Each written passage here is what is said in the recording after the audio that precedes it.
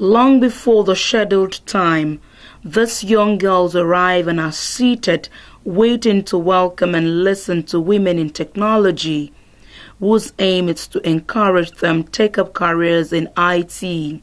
Has their wait been worth the while? Many of them say they haven't lost a thing by waiting, as some of the very few women in Nigeria's tech space share exciting experiences of working in a male-dominated profession. Apart from the fact that it will give us a source of income, it is important to know that there's a tremendous fight for the gender equality across nations around the world. And this is a part of that campaign. If you're interested in an ICT career, then you have to do it with all your mind, all your heart. You have to pursue it vigorously. So for me, being a woman has not been a negative experience at all. For me, it's even been positive. Because for a very long time, I happened to be the only female in ICT in the organization. And I excelled on that role. And today you have many other ladies as well. So for me, it's not a limitation, it's not a negative.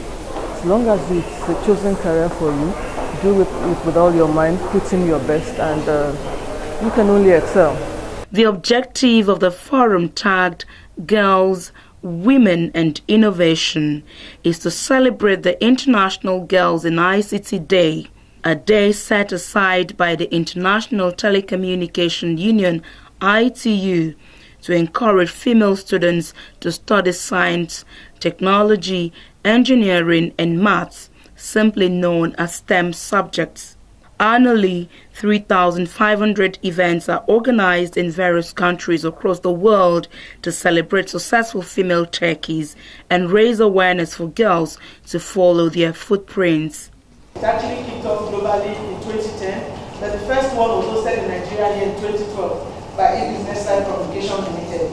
But ever since then, we've had some others, not in Lagos anyway, maybe in some other parts of the country, just to keep the campaign going. The future of the information and communications technology sector promises to be an exciting one. I don't think there's any one of us here today that does not use technology in one form or the other. There are so many uncharted waters open to creativity, innovation, and entirely new ways of working, interacting and learning that should appeal to both men and women alike. The Institute for the Future identified 6 drivers most likely to shape the future workforce.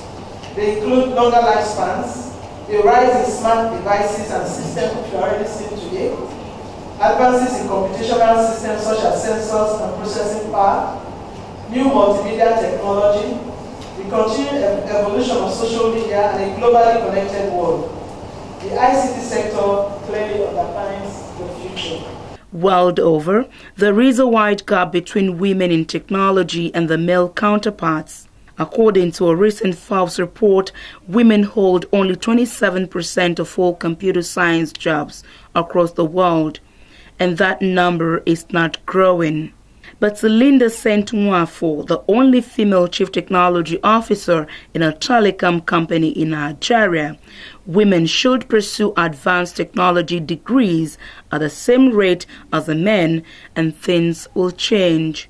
Apologies to the men, but I don't know how many men that will do what a woman does, that will take on the responsibilities that any woman here takes upon, and still be able to deliver as much value as a woman.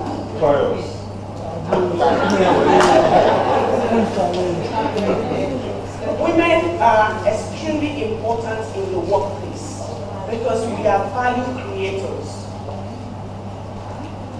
We not only maintain value, we create value.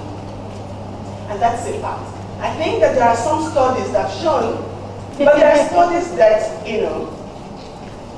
have started, and we are waiting for the final conclusion of that. But that study is saying that women are better managers than men. The young girls, having listened to these charges, say they have a better understanding of opportunities available in the tech world and seem prepared to break the barriers and embrace technology. I would love to study an ICT-related course. This is because, when I was growing up, I know I'm not old, but like when I was beginning SS1, there are all these subjects, and I wasn't sure what I wanted to do. So I asked my dad, what should I study? Because I do all the science subjects.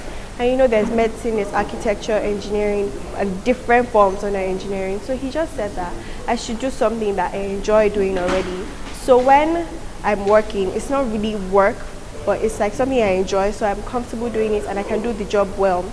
So I said, okay, we're all into ICT in a way or the other, because we all use these gadgets, we use our laptops, we make presentations on CorelDRAW and Microsoft.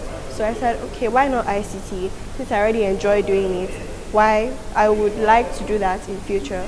This is why and after today, after I've seen all these women, it gave us these speeches and motivational talks. They've empowered me, and now I know that women can go into this industry, and there are lots of occupations for us under different industries, and women can do this, and we can also be really big, high up there in the computer engineering industry. I would like to pursue a career in ICT, not directly as like an engineer or something, but indirectly. And I would like to do so because I think, as they said in the seminar today, the ICT industry is a growing one, and anyone that is smart should be involved in it, because all the other industries that rely on the ICT industry. I just finished secondary school last year, so I decided to take a gap year because I wasn't really sure what I wanted to do.